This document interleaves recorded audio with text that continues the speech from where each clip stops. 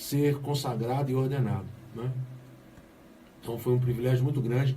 E ver o trabalho do Dr. Daniel, né, como, não só como diretor nacional da missão Reverendo Daniel Soares Bonfim e, por consequência, do Ministério Henrique Bonfim, mas vê-lo também como coordenador geral da clínica, né?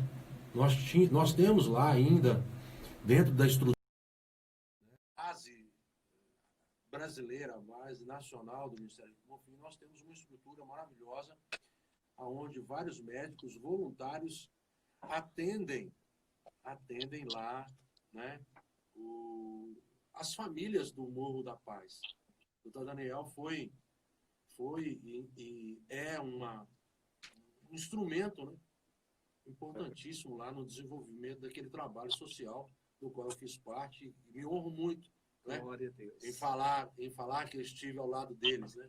Uma família maravilhosa. Glória a Deus. Que bom, que bom. Agora, 18 horas com 5 minutos, pastor Mauro já está com a gente aqui ao vivo pela live no Instagram.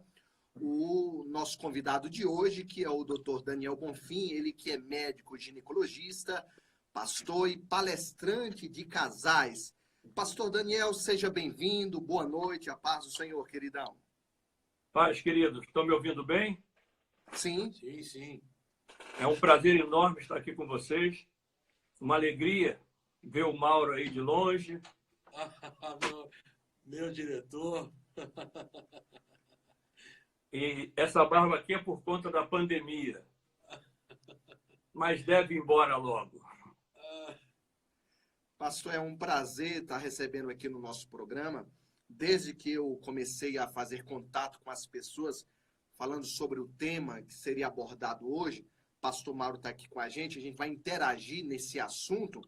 Como o nosso tempo é curto, passa muito rápido e temos muito assunto, vamos explorar o máximo, né, pastor? Com certeza. E a gente já quer ganhar tempo e começar já com o nosso bate-papo aqui a respeito do tema de casais, sexualidade e família.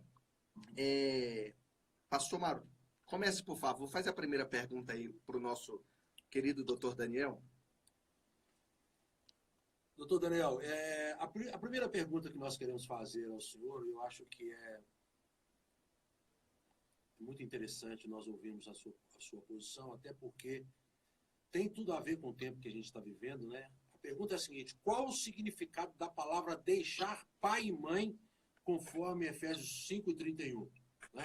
Nós estamos vivendo um tempo em que muitos filhos estão retornando à casa dos pais, não por cumprir essa palavra, mas por uma necessidade. Como é que o senhor vê isso aí, segundo Efésios 5:31? Qual é a sua posição diante dessa colocação, dessa pergunta? Deixa eu só tomar uns segundos para honrar quem tem honra. Eu pertenço à Igreja de Cristo de Niterói. Nós temos duas igrejas em Niterói, uma em Itaipu e uma em Miraí. Pastor Marcos, pastor Elaine Bastos.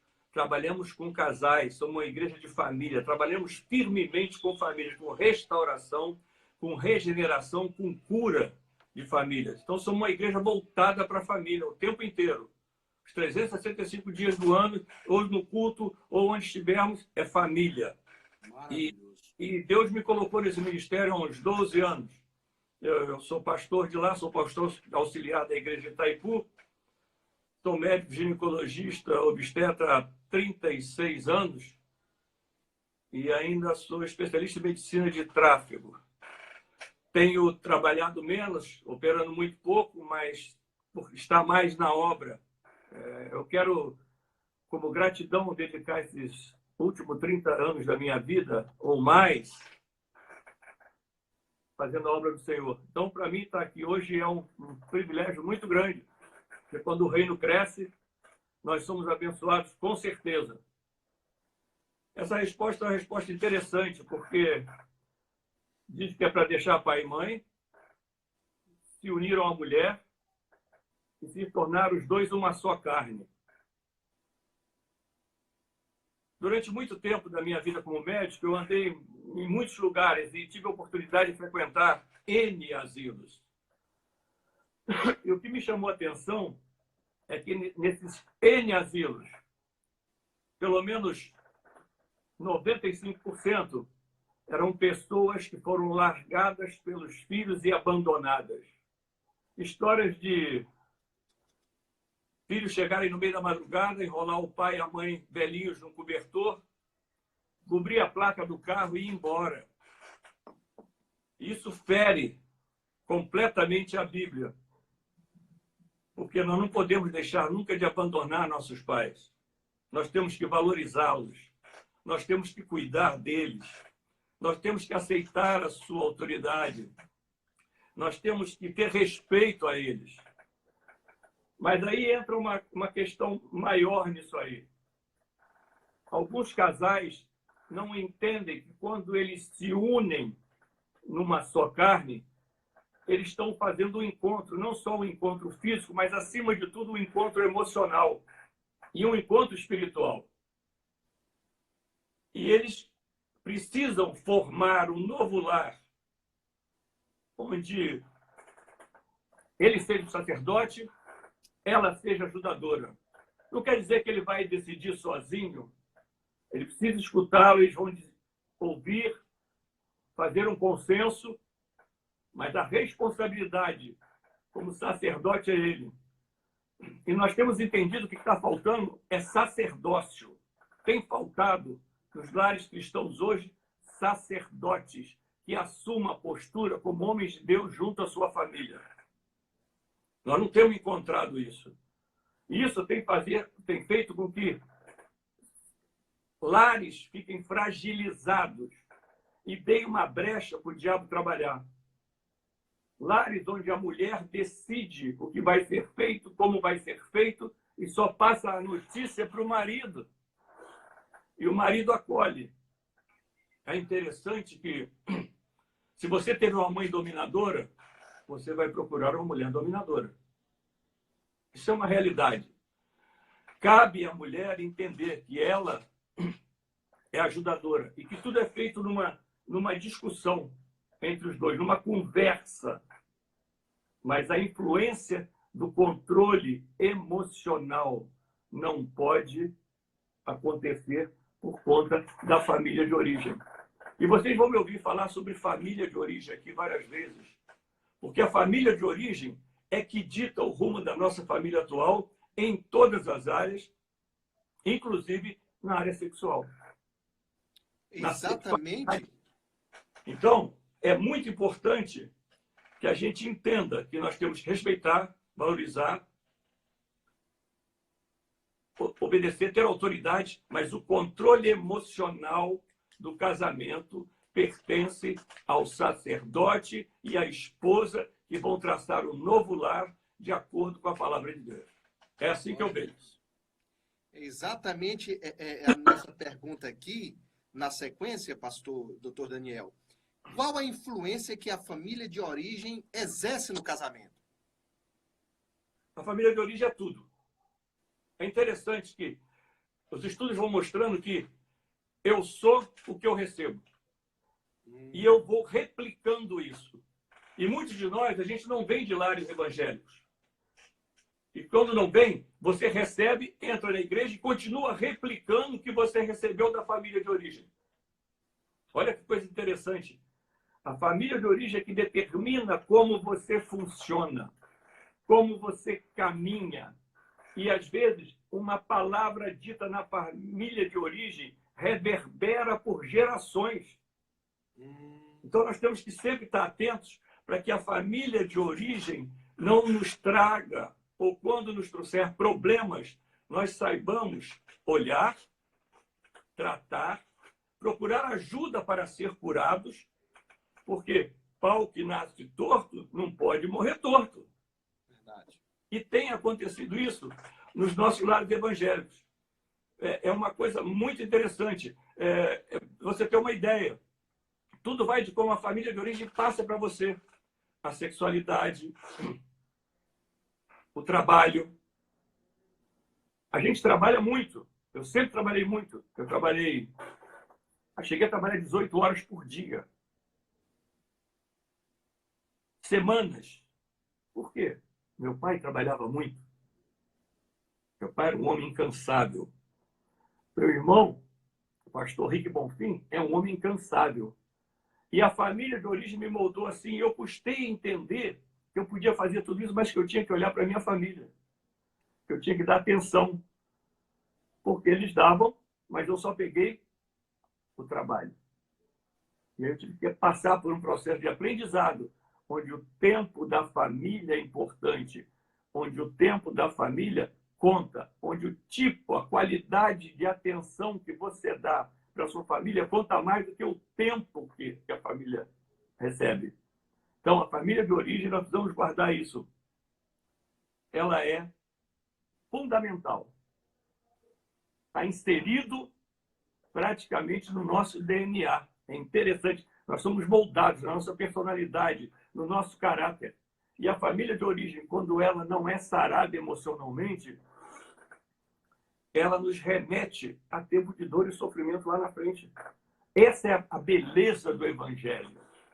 Aleluia. Porque o Evangelho, ele nos proporciona quebrar esses dogmas que vêm da família de origem, que são ensinadas erradas, e transformar no novo. Ah, pastor, mas não tem família boa de origem? Óbvio que tem. Eu estou falando daquelas famílias que recebem um ensinamento errado e que vão replicando, e gerações são abaladas por conta disso.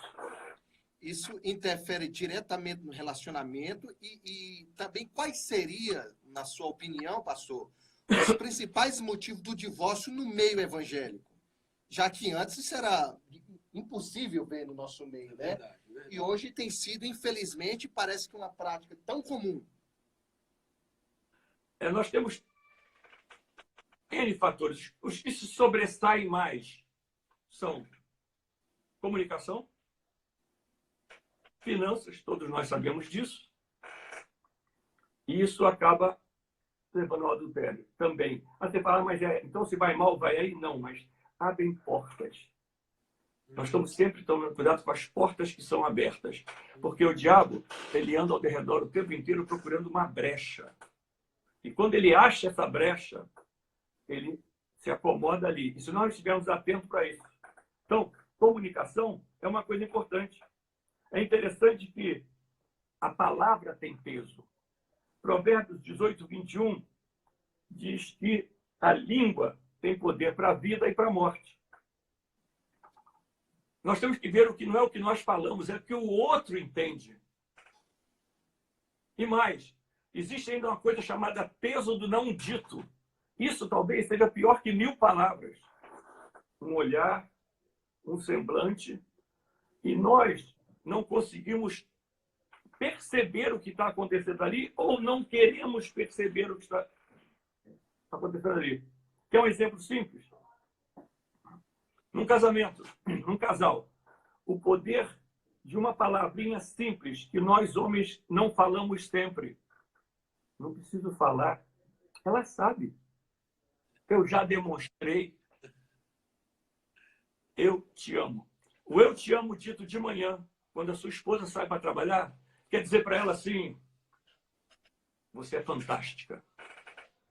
Eu te respeito. Você é a mulher da minha vida. Eu conto com você. Você está blindada por mim e por Deus. Pode ir para a rua. Sabe por que isso é importante?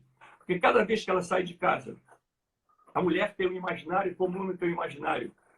Nem sempre o homem preenche esse imaginário, nem a mulher preenche o imaginário. Ou seja, ele sabe, porque desde que nós nascemos, ele sabe todos os nossos costumes, o que nós gostamos ou não. E quando você não está blindado no Senhor, no cordão das 3 dobras, onde Jesus é a terceira dobra, uma palavra que falta em casa, ela é dita na rua. Vou te dar um exemplo simples. Menina de 26 anos, homem de 50, 55 anos. Todos os dias, eles se encontravam ali no trabalho, trabalhavam perto. Um dia, ele falou para ela: bom dia, numa roda. Você está bonita hoje. E ela falou: gente, que absurdo. Esse homem velho se dirigindo a mim. Que coisa horrorosa. Foi embora. Passou 1, 2, 3 dias, se encontrar de novo. Ele falou, parabéns, você continua radiante, você continua bonita. Ela falou, o cara não se acha mesmo, né? O cara não se encontra mesmo. Quarta vez, quinta vez, sexta vez, ele não apareceu. Ela falou, cadê ele? Na sétima vez, ela se pegou se maquiando na ansiedade de encontrá-lo. E encontrou. E ela abandonou um marido com 30 anos de idade para manter um relacionamento de um homem de 55 anos de idade. Porque a mulher é pelo ouvido. É interessante que entrou aqui no ouvido, vai lá em cima. Vai lá em cima na alma. O som se transforma em palavras e vão reverberar a nível de hipotálamo, onde fica o centro das emoções, que é a alma. Então, o eu te amo traz a ela uma proteção, traz a ela uma confiança que ela tem alguém com ela que não é só o marido dela. É o companheiro, é o amigo, é o cúmplice, é aquele que está junto com ela todos os tempos. Ao mesmo tempo, como diz em Provérbios 8, 21, a língua pode trazer morte. Então, a vocês que estão nos ouvindo, cuidado com o que você fala. Mulher tem memória de elefante. Mulher não é como nós. Eu me lembro de uma paciente, e eu cito isso em congresso de casais, em encontro de casais, que ela sentou na minha frente e falou, doutor Daniel, só vim aqui para falar com o senhor, que o senhor é meu médico, só fez o parto dos meus filhos, que eu vou me separar. Eu falei, espera um pouquinho, vocês estão juntos há 20 anos e tal. Eu falei, não. Ele me disse, se tivesse que morrer alguém entre a mãe dele e eu, que ele preferia que fosse eu. E isto eu não vou perdoar. Eu falei, presta atenção um pouquinho. Ele falou isso porque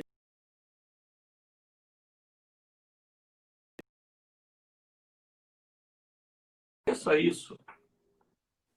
Ela virou e falou assim, doutor Daniel, ele me falou isso há 10 anos atrás. Eu sei o vestido que eu estava, a comida que eu comi naquele dia, a cadeira que eu me assentei. Então, cuidado com o peso das palavras. A gente vai ficando nervoso, a gente abre uma caixa de ferramenta e sai tirando ferramenta. Então, nós temos que entender que, primeiro, homem não tem que ter caixa de ferramenta. Morde a língua, queridão. Morde a língua. Taca o dedo no olho. Grita um ai. Bate com a cabeça na parede, mas não fala, porque você cria uma dor na alma. Nós temos mulheres dentro do meio evangélico feridas de alma. Marcadas de alma, com feridas expostas pelo peso da fala. Doutor, Traz é interessante, desculpa te interromper, claro. Te interrompendo. Fica à vontade. É interessante que quando você fala da família, né, essa família genitora, essa família inicial, ela muitas vezes ela gera em nós ou no ser humano questões emocionais que são extremamente influenciadoras no decorrer da nossa vida. O senhor é testemunha de quantas interferências o senhor fez em minha vida diante dessas questões emocionais. E a pergunta que não quer calar, se eu posso assim dizer, é como isso pode interferir na sexualidade no casamento? Até que ponto isso pode comprometer ou pode amenizar essa dificuldade de relacionamento? Vou te responder rápido, mas vou fechar em duas coisinhas simples que eu citei e não completei. Sim, por favor. Finanças. Se você não pode, não tenha. Não tem que casar porque está abrasado. Não tem que casar porque está na igreja e fica doido para casar, porque eu já vi muitas eu casei, eu precisava casar. Depois de 2 anos, coloca a mão na cabeça e fala, o que eu fiz? não consegue sustentar a família, está angustiado, está amargurado e está falando, Deus, me socorre, quando na realidade tem que ter um tempo de preparação financeira. Tem que ter um tempo onde você se acomode e fala, ó, não posso comprar porque eu não tenho. Como pagar? Não tenho dinheiro. Para isso não vou comprar. Sim. Eu não consigo pagar, não vou comprar. E às vezes a mulher sempre tenta uma palavra, não, mas eu quero. Isso é bom, claro, mas pese, porque senão você não vai conseguir e vai gerar um problema. O segundo ponto, antes de entrar nessa questão sua, é o adultério. Para fechar essa pergunta, porque o adultério ele é uma coisa interessante. Ele começa aqui, parte por uma atitude, como um gesto, como um olhar, como uma virada de pescoço, e termina num contato físico. A Provérbios fala que o adultério é como uma flecha no fígado. Você vai sangrando aos poucos. Traz uma brecha, abre um rombo emocional no seu relacionamento, que se você não tiver amparo e ajuda, e aí a palavra que vai para o que estão ouvindo, peça ajuda. Não resolva sozinho, porque você não vai conseguir. Perfeito. Confesse. Perfeito. Confesse. Não vai te fazer menor por isso. Diga para alguém, eu preciso de ajuda. E procure um líder. Normalmente é um líder que é capacitado para isso. Não procura a vizinha, não, porque a vizinha vai dizer, fez muito bem, estava demorando. Esse cara não vale nada. Quando na realidade, você tem uma joia preciosa. Para o homem, eu posso dizer uma coisa para você, querido. Aquela mulher que você amou, que você conheceu, que era maravilhosa, que ela te preenchia, se ela hoje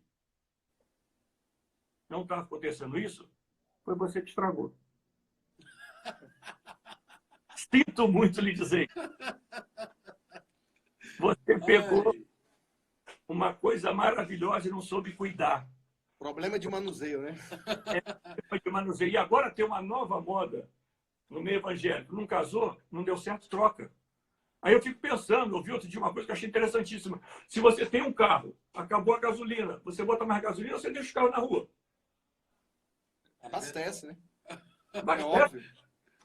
E uma frasezinha que é uma frasezinha sensacional, que tem que ser guardada. Relacionamento, casamento é igual uma plantinha. Tem que regar todo dia. Você tem que continuar namorando. Você tem que saber namorar, porque se você não sabe, esqueceu por causa de quê? Porque já está feito? Outro dia eu ouvi uma história que eu achei interessante. A mulher, quando casa, e o marido está se cuidando, está bem, ela olha para a geladeira e vai para a cama. Depois do tempo, ela olha para a cama e vai para a geladeira. A coisa enguiça. A coisa complica de um jeito que... Por quê? Porque ninguém se cuida mais. Colocamos culpa em A ou B, quando na realidade nós só estamos procurando desculpas para assumir o nosso erro. O nosso erro. Nós não temos muito tempo, eu sei, nós temos mais perguntas, mas uma das coisas que me marcou muito foi que eu fui fazer uma cirurgia de catarata. Em uma semana eu estava cego de um olho. E essa história mexeu muito comigo, porque eu não via nada, eu vi uma nuvem grande. E eu fui para o hospital, para o médico era o médico cristão, e falou, Daniel, é grave, é muito grave. Eu vou te mandar direto para o especialista de retina. O especialista chegou lá, você sabe como é que é médico, né? Levantou uma coisa assim e falou assim, tapa o olho e lê. Eu falei, não estou vendo nem o senhor, quanto mais a placa. Ele falou, meu Deus. Foi para o ultrassom e eu tinha uma lesão de retina. Era uma lesão de retina grave. E ele falou, só tem 2 saídas. 20 dias em casa, cama, sofá, sofá, cama. No final de 20 dias, se você não tiver melhorado, eu vou abrir seu olho, vou fazer um implante de silicone, vou sustentar a sua córnea com silicone, sua retina com silicone. Eu falei, acabou, fiquei cego. E eu comecei a perguntar para Deus, na minha agonia, para que aquilo, para que aquilo, para que aquilo, para que aquilo, para que aquilo. que aquilo eu não conseguia saber. Voltei, fazia exame dia sim, dia não. 2 dias depois eu voltei. Falei, Senhor, eu vou continuar adorando o Senhor e te servindo com o olho ou não? O olho não muda nada para mim na minha relação com o Senhor. Se o Senhor quis, tá bom. Se o Senhor quiser me dar esse olho de volta, o Senhor pode fazer o milagre de me dar esse olho de volta. Se o Senhor não quiser, eu estou aqui. Isso eu deitado numa mesa fazendo ultrassom. Ele levantou, falou-me assim, eu não sei o que aconteceu. Sua lesão sumiu aqui ontem. Era uma lesão grave. Eu fui para casa e eu ficava doido na janela, olhando para a mata. Eu moro num lugar que tem mata. Falei, Jesus, isso é maravilhoso, isso é bom demais. Liguei para o meu pastor Marco. Falei, pastor, não estou entendendo nada. O que está acontecendo? Ele falou, quer saber mesmo? Falei, quero, preciso saber. Então, vou dizer uma coisa da parte de Deus para você. Você sai, você fala para casais, você viaja, você prega ali para casais, aqui e ali, você está em congresso, está em tudo, mas a sua casa você está deixando de lado. Meu Deus. Eu falei, pastor, então a coisa está muito ruim, porque eu fiquei cego de um olho. Então o negócio é muito mais sério do que eu pensava. Chamei minha esposa imediatamente, sentamos, pedi perdão a ela, oramos, nos abraçamos, e quando o tratamento acabou, eu tinha recuperado 100% da minha visão. Glória a Deus. Então, é muito complicado o que a gente está lidando. A gente precisa prestar atenção. Agora, a sua pergunta que você me fez, podia repetir, por favor? Não, na verdade, e aí eu quero dar sequência à sua fala. O senhor falou sobre a questão do divórcio. Muitas vezes, no gabinete, a gente atendendo família, o marido, o cônjuge, vai virar e falar assim, olha, eu divorciei porque a minha mãe, ou meu pai, ou meu avô, ou meu tio já divorciaram. Então, é como se estivesse repetindo isso. E a pergunta que eu queria fazer ao senhor é o seguinte, essa influência emocional da família tradicional, da família inicial, né? Como é que o senhor vê isso diante da questão que a igreja está vivendo? Como é que o senhor vê isso tudo, né? É muito interessante isso, porque o que eu vou falar pela terceira vez, é família de origem. É interessante. A família de origem pode chegar, quando você chega num casamento, você pode ter problemas da família de origem que não se exteriorizaram e pela falta de comunicação, pelo problema nas finanças, pelo adultério, se torna um gatilho para externar uma doença de sexualidade, uma doença emocional. É interessante. Isso leva desenvolve um problema muito sério no casamento. Um desses sintomas, porque sintoma nada mais é um problema que foi externado. Você tem um sintoma. Quando você tem diarreia, febre, dor de cabeça, vômito, você tem uma infecção intestinal. Quando você tem uma queimação no estômago, você tem uma gastrite. Quando você tosse, tem febre, catarro verde, você tem uma pneumonia.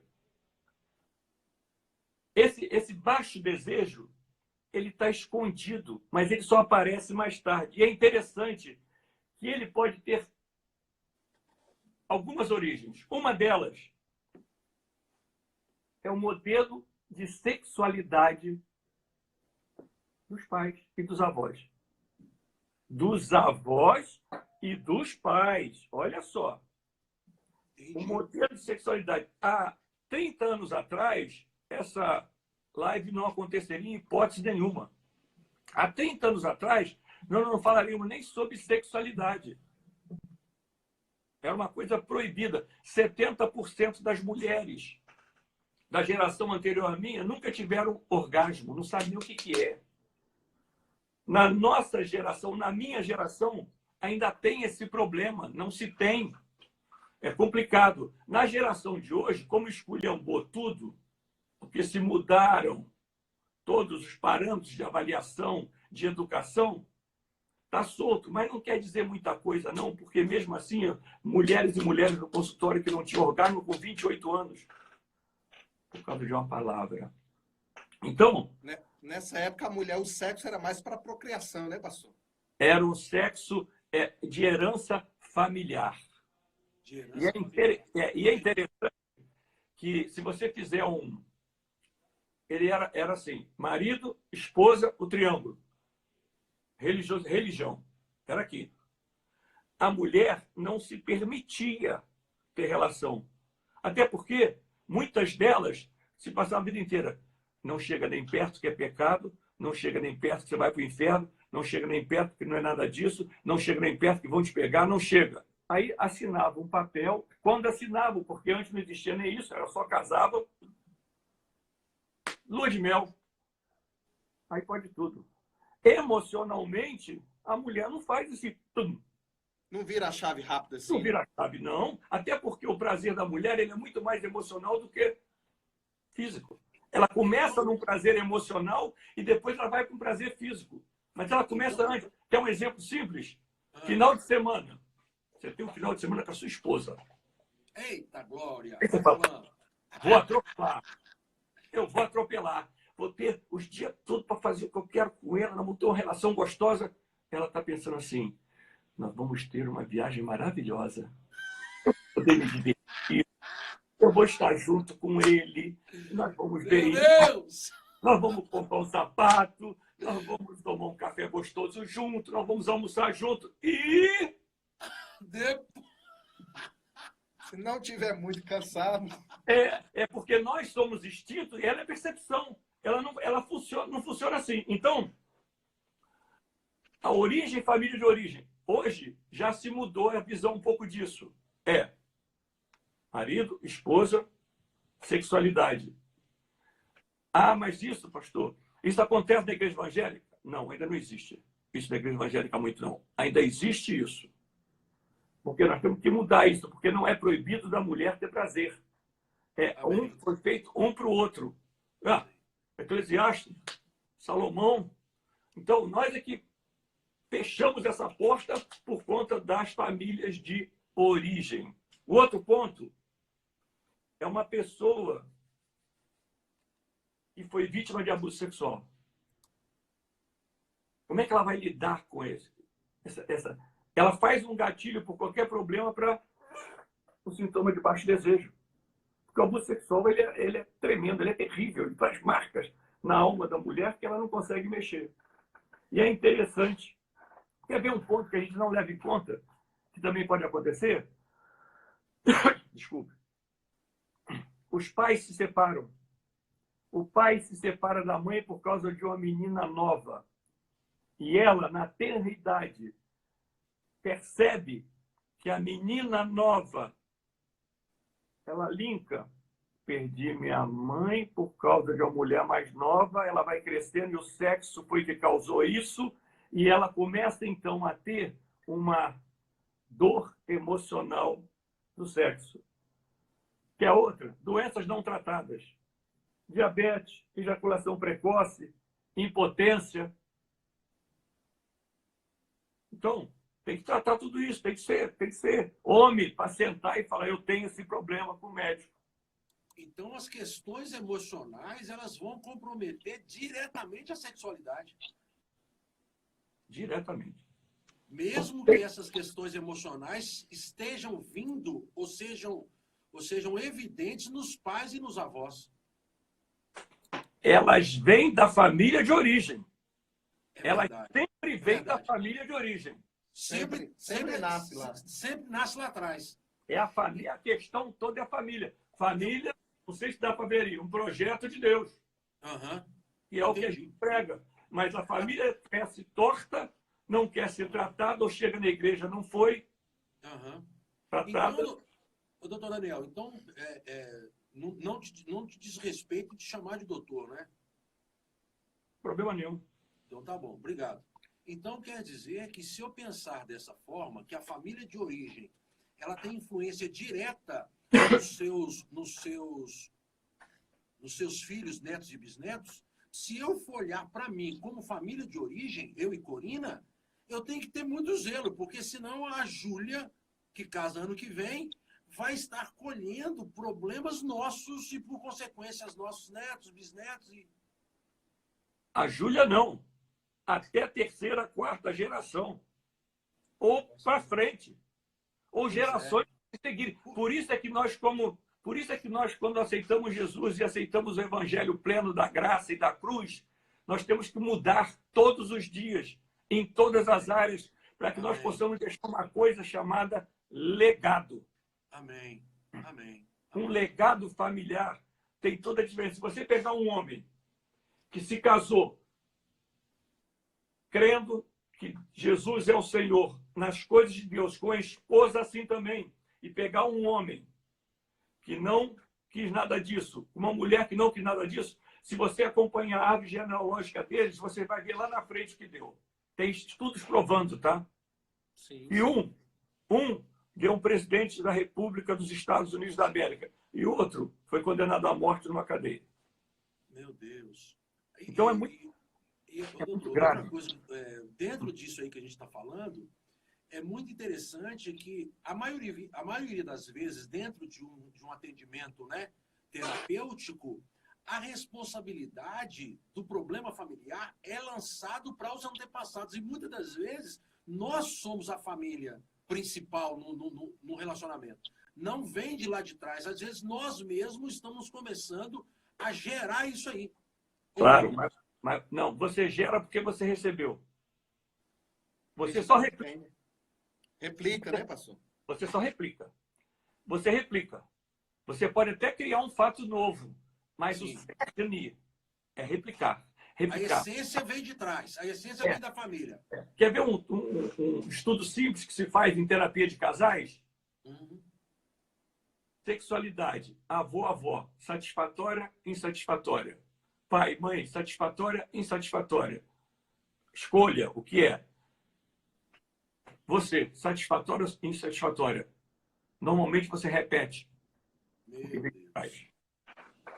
Pastor, o bate-papo que está muito gostoso. Tem muito assunto, muita coisa. Tem tanta pergunta e o nosso tempo está indo embora. 18h41 já, que pena. Vamos tentar avançar aqui, pastor Mauro. Pastor, e sobre os filhos? Por que ver os filhos tem causado tanta preocupação nesse tempo, nos dias de hoje? Filhos, Salmo 127 diz que filhos são flechas na mão do guerreiro. Eles são bênçãos. Quando a educação era mais linear, nós tínhamos menos drogados e alcoólatras. Isso é uma verdade, são estudos. Deixamos de seguir o padrão bíblico. Eu acho inconcebível uma criança de 2 anos segundo o padrão bíblico. Está escrito na Bíblia. Está escrito na Bíblia não, mas você vai colher o resultado disso. Não vou botar essa roupa e acabou. Outro dia eu estava na porta de uma lanchonete e eu vi um garoto de 2 anos no colo do pai. No colo da mãe. Ela falou, filho, espera um pouquinho. Ele falou, não espera. Ele abriu a mão e chapuletou a cara da mãe. A mãe falou, filho, mamãe está muito triste com você.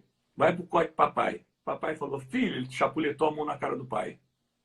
E aí eu saí. Por quê? Qual é o padrão bíblico? Corrige, disciplina. Então, está faltando autoridade, está faltando exemplo, está faltando envolvimento, está faltando tempo de qualidade.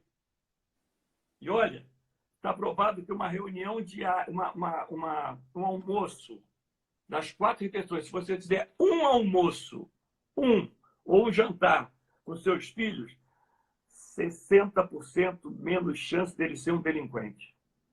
Uma refeição. A importância da mesa, né, pastor?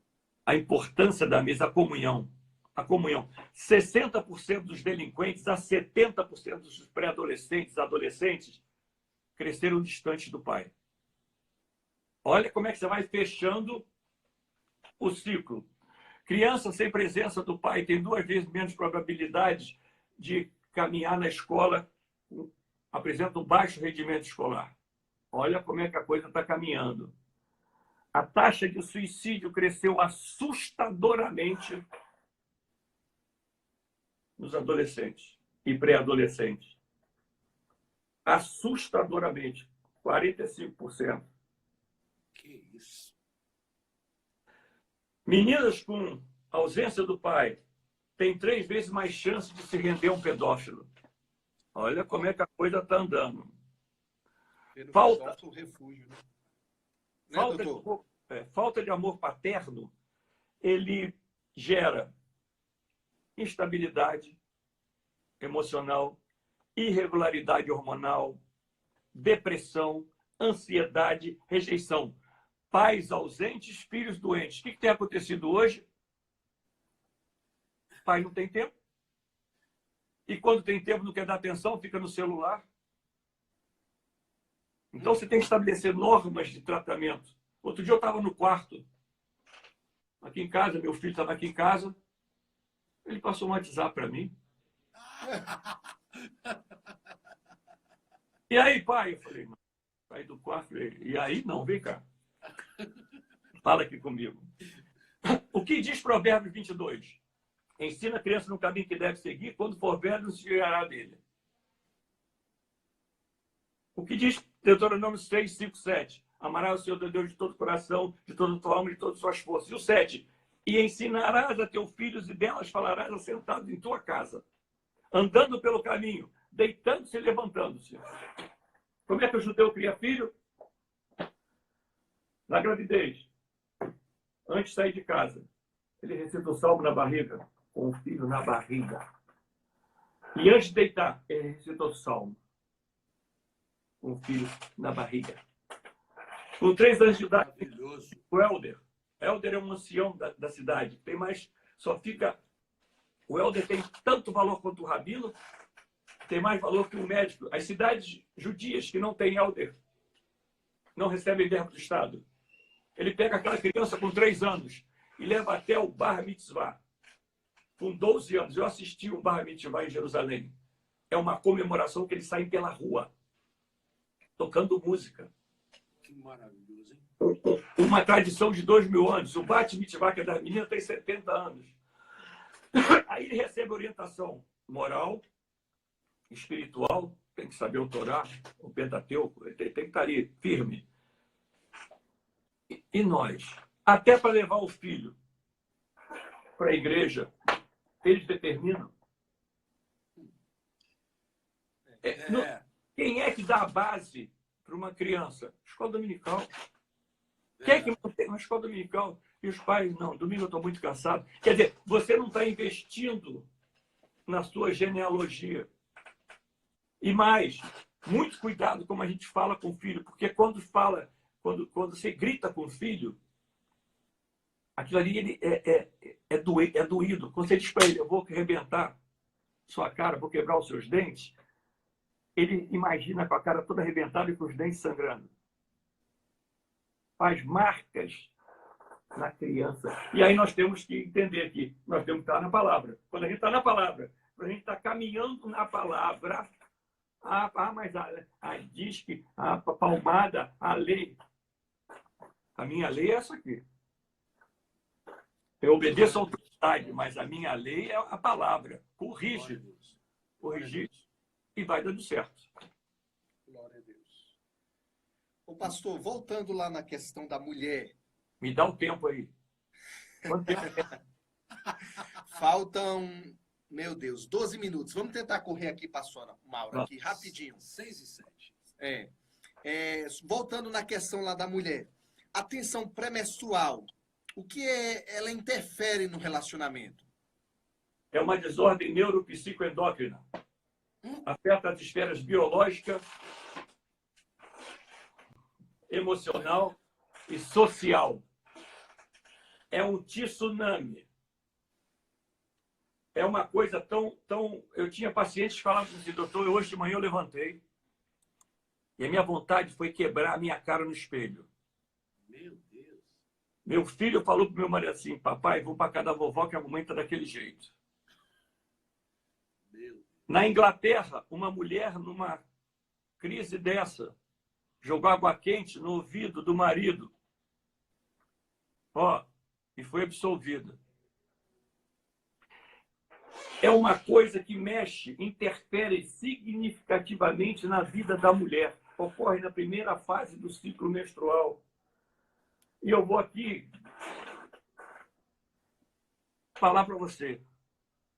Se acha que é brincadeira, que é frescura, não vou contar só metade da história por causa do público, porque eu falo encontro de casais. Então, só metade. Pega desse trem aí, que é o Mods, tem outro nome. Como é que é o nome desse negócio? Absorvente. Coloca lá. Deixa aquele negócio esquentando o dia inteiro. Uma semana. Dou um mole sem ainda trocar 2 vezes por dia, eu vou tomar fresquinho. Então, isso agride a mulher. A mulher sofre com isso. E o marido fala, cansei de ver isso no consultório. Doutor, tá cheio de frescura, eu irritadiço, eu não tenho paciência. É uma coisa muito séria. A gente precisa ver. Rever esse conceito, né, doutor? Agora, há tratamento. Como é que é o procedimento de tratamento? Nesses casos, a gente vê questões tão assim acentuadas, né? Tem tratamento, tem medicação, antidepressivo, tem a sertralina, que vai ajudar a equilibrar, tem uma série de diminuir café, uma série de fazer exercício, não tomar chocolate, porque os sintomas são 120 sintomas catalogados. Dor de cabeça, dor na mama, dor na barriga, irritabilidade, insônia, ódio, raiva, tudo, depressão, ansiedade, tudo num quadro mais grave. Pra você ter uma ideia, é uma coisa tão séria. E quando a mulher está numa fase dessa, ela é agressiva ao ponto de matar, se ela não for tratada. Se for um caso mais grave, ela mata. E depois ela se pune pro resto da vida. Então é só procurar um bom ginecologista. Ele vai fazer um tratamento o mês inteiro, ou a cada 15 dias, e sanar a questão. Ótimo. Vamos correr. Vamos correr. Pastor, cita pra gente aí, por favor, algumas barreiras que podem interferir numa vida sexual plena no casamento. Primeiro, tabu. Define isso aí, tabu. Família de origem. O que foi te passado? Olha só como é que a coisa marca e é profunda. Eu observo que sempre volta na família de origem, pastor Mauro, né? Interessante, sempre está remetendo à família de origem. Se a mãe tem histórias da mãe dizer para a menina assim, esse shortinho seu é shortinho de vagabunda, de vadia. A menina cresceu na adolescência, não conseguia botar nenhum tipo de roupa apertada. E foi para o casamento com a visão completamente deturpada de sexualidade. Tabu. O que pode, o que não pode, o que foi ensinado, o que não foi ensinado, como é que a coisa funciona. Nós temos muitos tabus. Na igreja, eu já fui em lugares que eu falei para minha esposa assim, ó, presta atenção, vou deixar o carro aqui na garagem. Se você sentir que a cara começou a ficar preta, eu vou passar a mão no laptop, você corre e liga o carro que não vamos embora, que vão matar a gente aqui. Porque quando você fala sobre sexualidade, sobre o ato sexual, você tem que citar. Claro que você cita dentro da ética, é uma coisa médica. Claro, mas você precisa quebrar os tabus que existem. O nosso grande problema hoje no Evangelho é que você não vê mais casamento virginal. Não acontece mais. Está tão liberado, bagunçou tanto, que não acontece mais. É um ou outro. Então, o que acontece? Eu acho tudo muito estranho. E nós ainda somos fanáticos fundamentalistas, ainda tem isso. A gente só quer cumprir a vida. Nada mais que isso. Rotina. Aquele troço todo dia, a mesma coisa. Sabe como é que é? Quando casou, mas pé da geladeira em cima do fogão, na pia, agarrado na cortina, debaixo da cama, em cima da cama, e depois vira um negócio. Pra janela e tal. Janela. Não, amor, eu tô olhando lá fora, fica quietinho que vai ficar tudo certo. Todo lugar é um cenário perfeito. Isso. Aí, então nós vamos ter uma relação hoje, às 8h35. Vento, 20 nós, lua para cá, não sei o quê, e fica uma coisa tão programada, tão ruim, que vira um ato de repetição sem ser um ato de prazer. E isso gera um problema gravíssimo, porque isso é falta de comunicação. Porque lá fora o sujeito vai falar assim: teu marido não fala que você é bonita há quanto tempo? Você não ouve eu te amo há quanto tempo? Entendeu? Outra coisa, a falta de romance. O poder do eu te amo. Você é importante para mim. Você... Hoje tem Zap. Te amo. Estou chegando em casa. Ela se prepara emocionalmente. Agora não chega, te amo, vou chegar em casa, vou pegar você, vou te rasgar. Aí chega em casa, pô, tô morrendo de fome. Acho que eu vou dormir. Você arrebenta com ela emocionalmente, você arrebenta com ela. Com certeza. Mágoa. Mágoa. Mulheres no consultório com 28 anos, sem libido nenhum, por mágoa, por dor na alma. No meio evangélico, isso também acontece. Você vai pegar um montão de gente saindo da igreja de mão dada até o carro. Quando entrar no carro, não encoste em mim, não. Tem que ser tratada. A mágoa tem que ser exposta. A mágoa, voltamos à comunicação. Ah, mas meu pai não falava com a minha mãe. Família de origem. Meu avô não era família de origem. E um outro, falta de perdão. A falta de perdão, ela é mortal. Porque existe um caminho, tá, fisiológico para a dor, tanto pelo ouvido como pelos olhos que vão na memória. São gravadas aqui atrás, onde ficam as memórias. Passam pela alma, passam pelo hipocampo, que é o centro das emoções, onde fica a alma, o hipotálamo. São regiões do tamanho de uma ervilha que permeiam sexualidade, que permeiam ali dor, alegria, tristeza, tudo isso. E nós precisamos ver isso de uma forma bem séria. Glória a Deus. Pastor, eu queria aproveitar o ensejo, já que o senhor está com a palavra aí, a autoridade no assunto, está nos abençoando muito, muita gente interagindo, a gente recebendo muita mensagem também. Muitas pessoas estão se identificando com o tema, Deus está falando aos corações, estamos sendo edificados. Nesses dias de confinamento que estamos vivendo, nessa pandemia, Pastor Mauro trabalha aqui a gente no gabinete pastoral, em atendimento. A demanda, a procura está muito grande, casamentos em crise. Eu queria aproveitar a oportunidade, já que o nosso tempo está esgotando, para fechar com chave de ouro, ser a cereja dessa live. Epa! Orar abençoando a nossa vida, abençoando os relacionamentos, o casamento, né, Pastor Mauro? Com certeza. O senhor pode orar abençoando a nossa vida, pastor? Claro. Vamos orar? Vamos. Te agradecemos, Senhor, por esse tempo. Te agradecemos, Senhor, porque o Senhor tem sido Deus na nossa vida. O Senhor tem nos abençoado, nos guardado. Estamos passando tempos difíceis, mas nós temos certeza que o Senhor tem o controle de tudo. Nós temos certeza que é o Senhor quem domina, que é o Senhor quem nos guarda, que é o Senhor quem nos abençoa, que é o Senhor quem cuida de nós. Nós queremos pedir que o Senhor abrevie esse tempo e que o Senhor cubra a tua igreja com as mais ricas bênçãos, Senhor. Que o Senhor proteja a tua igreja. Que o Senhor proteja os teus santos, Senhor, dessa pandemia, Senhor. Que o Senhor dê sabedoria aos nossos governantes para que nós possamos passar esse tempo. Que o Senhor traga um avivamento na igreja. Mas queremos pedir também, Senhor, que o Senhor, pela tua misericórdia, que o Senhor visite os casais que estão em dificuldade. Amém, Jesus. Porque a família é a base da sociedade. Verdade.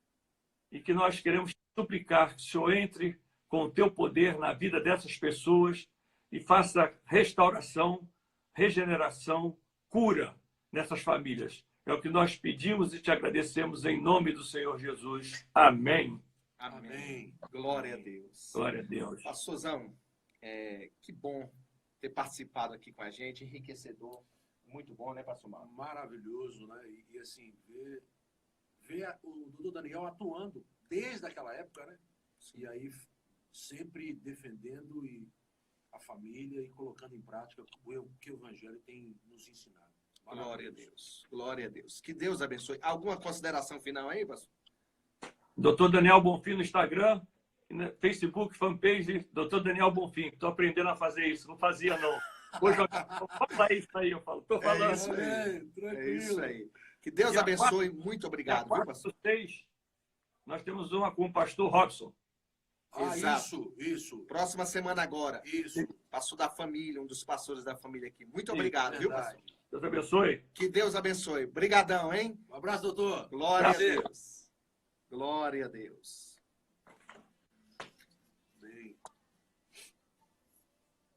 Bem,